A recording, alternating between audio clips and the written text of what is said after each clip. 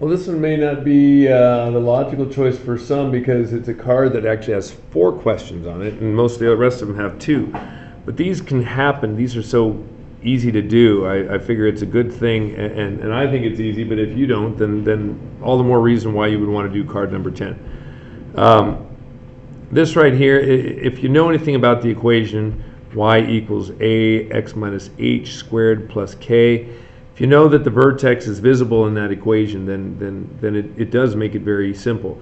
This one here, for example, that one, there's no plus or minus. There's no plus h, and there's no, oops, and there's no plus k, or minus h or plus k. There's a negative 1/2, but that's the a value. So the vertex for this guy is 0, 0. It's going to be right there in the middle. And the fact that it's a negative fraction just means it's going to be like this. It's going to be upside down.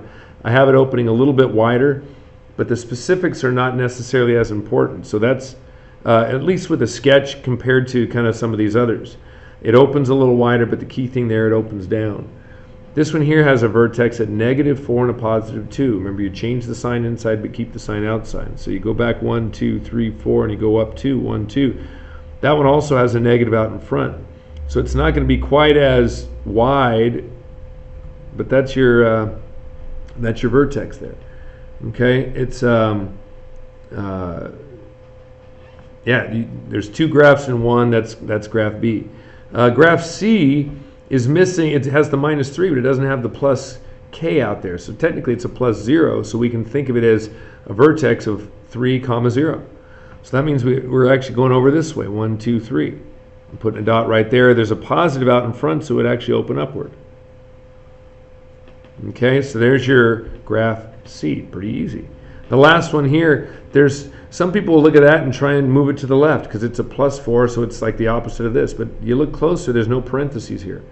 So that means this actually got moved up 4. So 1, 2, 1, 2, 3, 4. There's your vertex straight up, and it opens upward, so it's going to open up even further.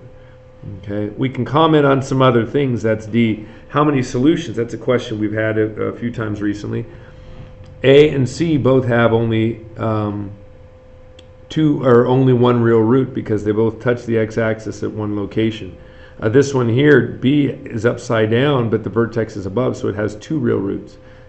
Roots are where it crosses the x-axis. And the last one, D, is above, and it opens upward, so therefore it has no real roots. It doesn't have any x-intercepts.